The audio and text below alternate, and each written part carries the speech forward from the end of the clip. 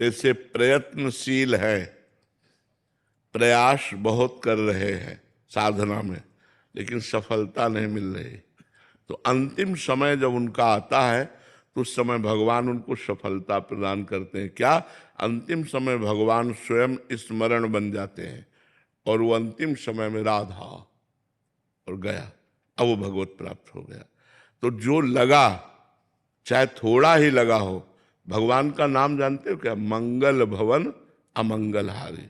तो अब कितने सृष्टि में जीव हैं, अगर वो माइक्रो क्या कहते हो, माइक्रोस्कोप, हाँ, आप जमीन के एक बीता में देखो तो लाखों जीव निकल आएंगे, लाखों जीव। तो अगर हम लाखों का कल्याण हो रहा है तो कोई खास बात थोड़ी है, अनंत जीव है, अनंत जीवों में लाखों का कल्याण हो गया तो कौन सी बात है? अनंत ब्रह्मांड है, केवल इसी मृत्यु लोक में कल्याण होता है, अन्य लोकों में नहीं। अन्य लोकों में यहाँ के किए हुए कर्मों का फल भोगना होता है। जैसे तपस्या तो तप लोक, और बड़ी तपस्या जन लोक, और बड़ा भजन महर लोक, ब्रह्म लोक। लेकिन भगवान को जो प्राप्त हो गया वो आवागमन से मुक्त हो जाता है। तो जैसे हम लोग प्रयास कर रहे हैं, मान लो कितने साधक प्रयास कर रहे हैं, न काम मिटा, न क्रोध मिटा, न लोभ मिटा, सब वही बातें भरी हैं।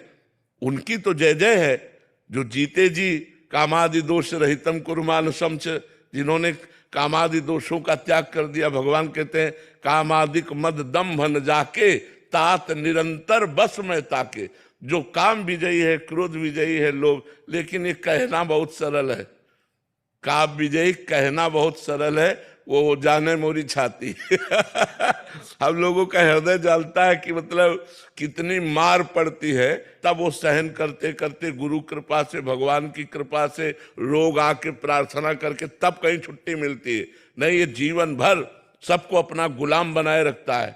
काम जो है ये जीवन भर गुलाम बनाए रखता है। जो मन है वो सबको अपने अधीन किए रखता है, चाहे जितना कोई बलवान हो। तो जब हम प्रयास करते हैं और हम असफल हैं, भगवत प्राप्ति के योग्य नहीं, लेकिन भगवान ने देखा किसने जीवन भर प्रयास किया, तो अंतिम समय भगवान करुणा कर देते हैं, क्योंकि प्रभु करुणामय है।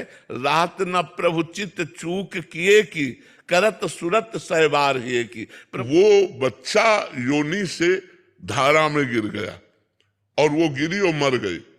भरत जी ने दृश्य देखा, माँ तो उसकी मर गई और ये बच्चा बहता हुआ जा रहा, दौड़ पड़े, उस बच्चे को उठा के लाए। ऐसा कोई भी दयावान करेगा।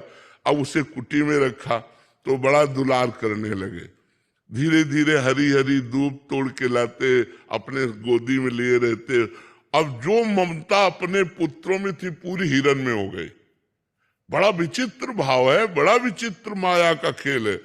इतनी जोर की ममता हो गई कि भगवान का भजन छूट गया और मरने का समय आया तो अंतिम समय हिरण का ही चिंतन किया, अगला जन्म हिरण का बना।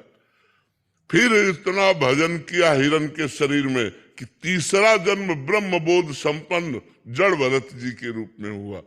तो भजन कभी व्यर्थ नहीं जाता।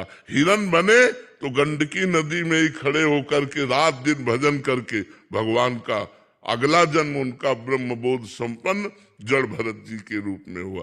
तो ऐसा नहीं कि भजन करने वाला कभी व्यर्थ हो जाएगा उसका जीवन। जितना भजन हुआ है तो उसके, अब ये तो निर्णायक भगवान है कि किसको इस जन्म में पास कर देते हैं या किसको अगला जन्म देते हैं, ये तो निर्णय भगवान के हाथ में है।